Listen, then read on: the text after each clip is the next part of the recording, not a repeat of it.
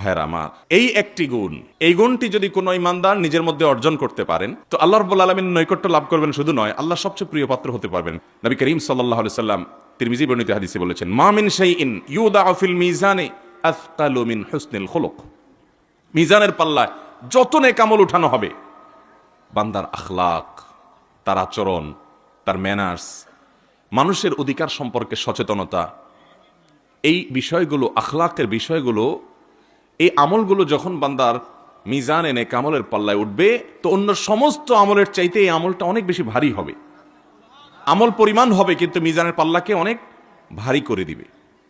নবী করিম সাল্লাল্লাহু আলাইহি সাল্লাম আরেক হাদিসে বলেছেন, আনা যাইমুন বিবাইতিন ফি আলাল জান্নাহ, জান্নাতের সর্বোচ্চ শিখরে, সর্বোচ্চ জায়গায়, সর্বোন্নত জায়গায় আমি আল্লাহর কাছ থেকে ওই মানুষদেরকে পাইয়ে দেওয়ার দায়িত্ব নিচ্ছি, লিমান হাসানা খুলুকাহ, যারা তাদের আখলাকটাকে সুন্দর করতে পারবে। সুন্দর আখলাকের সবচেয়ে বড় যে গুণ সেটি হলো সবর এবং ধৈর্য। যার মধ্যে সবর যত কম তার ভিতরে কল্যাণ তত কম, যার ভিতরে ধৈর্য যত বেশি তার ভিতরে কল্যাণ তত বেশি। নবী করিম সাল্লাল্লাহু আলাইহি সাল্লাম এক সাহাবীকে, এক ব্যক্তিকে দেখে বলেছেন, ফিকা খাসলাতাইন, তোমার ভিতরে দুটি গুণ আছে, এর ভিতরে একটা হলো আল হিলমু আর একটা আছে ওয়াল আনাত। তোমার ভিতরে সহনশীলতার একটা গুণ আছে, ধীরস্থিরতার একটা গুণ আছে, ঠান্ডা মাথায় সব কাজ করা।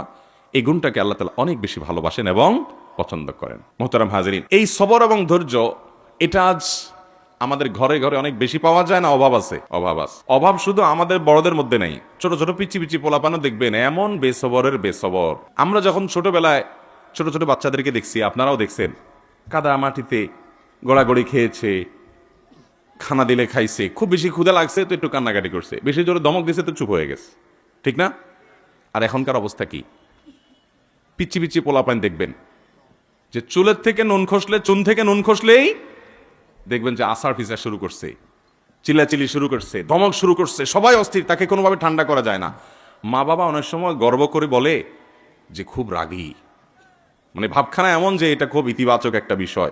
ছেলে যে অসুস্থ, মেয়েটা যে অসুস্থ, বাচ্চাটা যে অসুস্থ, এটা বোঝার ক্ষমতাও তার নাই। মুহতারাম হাজরিন, এই সবর এবং ধৈর্য, একজন ইমানদার এই গুণটা যত বেশি নিজের মধ্যে অর্জন করতে পারবে সে আল্লাহ তাআলার কাছে তত প্রিয় মানুষ হতে পারবে, আল্লাহর নৈকট্য তার তত বেশি অর্জন হবে। কারণ আল্লাহ তাআলা কোরআনে কারিমে ঘোষণা করেছেন, ইন্নাল্লাহা মাআস সাবিরিন, আল্লাহ তাআলা ধৈর্যশীল মানুষদের সাথে। আল্লাহর সাহায্য, আল্লাহর নসরত এবং আল্লাহর মাইয়াত এটা হবে, আল্লাহর নৈকট্য হবে সবরকারী মানুষদের সাথে, নারাগী মানুষদের সাথে।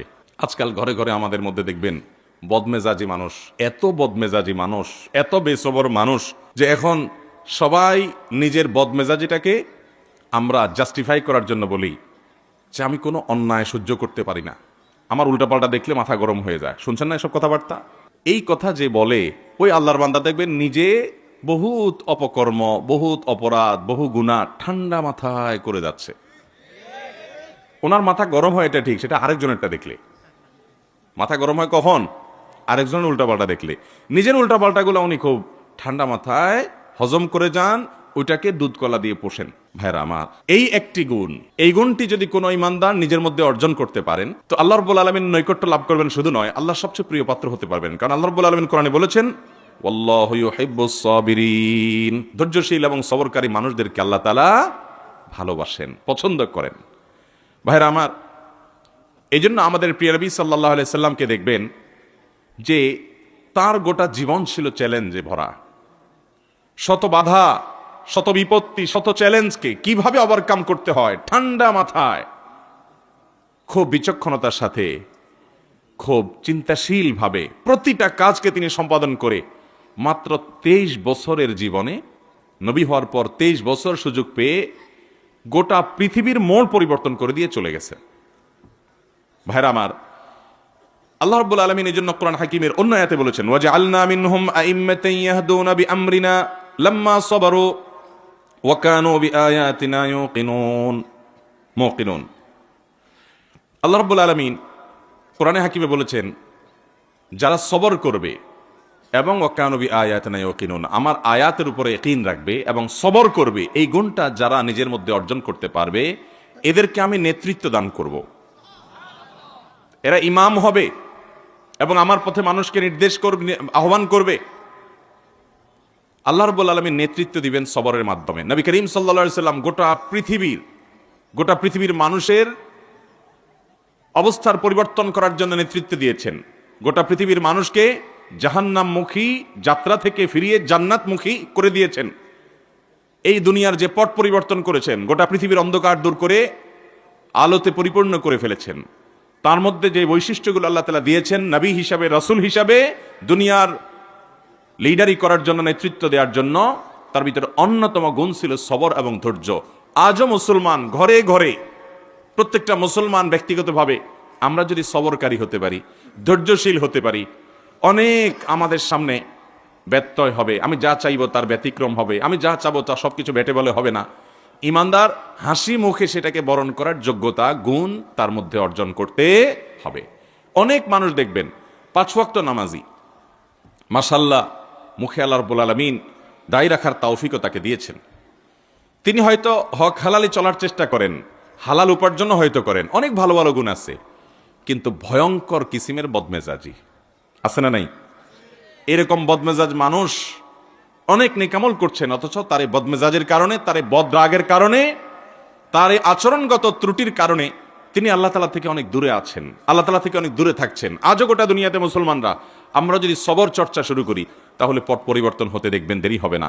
অথচ আমাদের দেশে বেশিরভাগ মানুষ মুসলমান হওয়া সত্ত্বেও দেখবেন সামান্য ছোটখাটো বিষয়কে কেন্দ্র করে বিরাট তুলকালাম কাণ্ড হয়ে যায়। হয় কি হয় না? পত্রিকার পাতা খুললেই দেখবেন যে স্ত্রীকে বলছে জামাটা আগায় দেওয়ার জন্য, দিতে একটু দেরি হয়েছে, বাস তালাক দিয়ে বসে আছে। হয় কি হয় না? বিয়ের বাড়িতে গেছে, চিংড়ি মাছ দেওয়ার কথা ছিল, দেয় নাই, এই জন্য চেয়ার টেবিল দিয়ে মারামারি করতে করতে বিয়ে ভেঙে গেছে। আমাদের দেশে হয় কি হয় না এগুলা?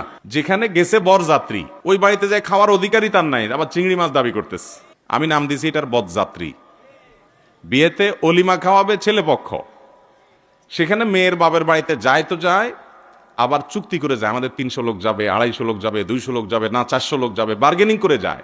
এর চাইতে বড় ভিখারি, এর চাইতে বড় বেহায়াপনা, এর চেয়ে বড় ডাকাতি আল্লাহ জমিন আর কি আছে বলেন? ওই বেচারা একটা মেয়ে, আস্ত মেয়ে বড় করে দিয়েছে, এখন আবার তার মেয়েটা বিদায় বেলায় আপনার 200-300 মানুষকে খাওয়াইতে হবে, তাও আবার চিংড়ি দিতে দেরি হয়েছে, অথবা চিংড়ি দেয় নাই, এক আইটেম হয় নাই, সেজন্য মারামারি হচ্ছে। এই রকম গরম মাথার লোক এই দেশের অলিতে গলিতে, রাস্তাঘাটে, ঘরে ঘরে, দোকানে পাটে, অফিসে, আদালতে, মসজিদে, মাদ্রাসায়, সব জায়গায়। ভাইরা আমার, আমাদের আত্মশুদ্ধি, নিজেকে সংশোধন করবার জন্য এই রোগটা আগে ধরতে হবে যে এই রোগটা আমার মধ্যে আছে। শয়তান কিন্তু ওই রোগটাকেই আপনার মধ্যে গুণ হিসাবে দেখাবে যে না, আমি একেবারে অন্যায়ের বিরুদ্ধে, আমি বড় আপসহীন, আমি বাতিলের বাতিলের কণ্ঠস্বর হয় না, বাতিলের আতঙ্ক। তো বাতিলের আতঙ্ক মানুষটা নিজেই যদি বাতিল হয়, তাহলে তার আতঙ্ক কে হবে? আল্লাহ তাআলা আমাদেরকে সবর এবং ধৈর্যশীল মানুষ হওয়ার, সবরকারী মানুষ হওয়ার তৌফিক দান করুন। মোহতারাম হাজরিন, আল্লাহ রাব্বুল আলামিন কোরআনে হাকিমে আরো বলেছেন, ইন্নামা ইউওয়াফাস সাবিরুনা আজরাহুম বিগাইরি হিসাব। যারা ধৈর্য ধারণ করতে পারবে, সবর করতে পারবে, যারা হটমেজাজি হবে না, যারা হুটহাট করে কিছু করবে না, আল্লাহ রাব্বুল আলামিন তাদের বিনিময় গুনে গুনে দিবেন না, হিসেব করে করে দিবেন না, হিসেব ছাড়া দিবেন, বিনা হিসাবে দিবেন আল্লাহ তাআলা।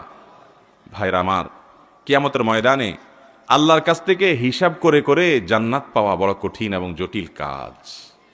শুধু নামাজের হিসাব যদি দেওয়া হয়, সারা জিন্দেগির হাজার হাজার রাকাত নামাজের মধ্যে 2-4 রাকাতও টিকবে কিনা সন্দেহ। মনোযোগ নাই, দৃঢ়স্থিরতা নাই, শত ত্রুটি। এরকম প্রতিটা ইবাদত আল্লাহ তাআলা যদি পুঙ্খানুপুঙ্খরূপে হিসাব করেন, তাহলে হিসাব দিয়ে আল্লাহর কাছে জান্নাত পাওয়া এত সহজ না।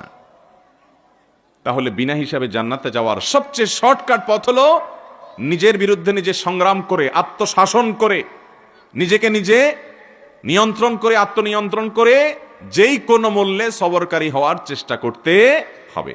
চেষ্টা করবো না ইনশাআল্লাহ? আল্লাহ তাআলা আমাদের সবাইকে সবরকারী হওয়ার তৌফিক দান করুন। ভাইরা আমার, আমাদের সকাল থেকে সন্ধ্যা পর্যন্ত কত বেসবরি হয়, এটা আমরা যদি হিসেব করি, তাহলে দিন শেষে দেখবেন যে জায়গায় জায়গায় মানুষের সাথে বেসবরি করেছেন। বেসবরি তো মানুষের সাথে করে, পশুর সাথে, জীবজন্তুর সাথেও করে।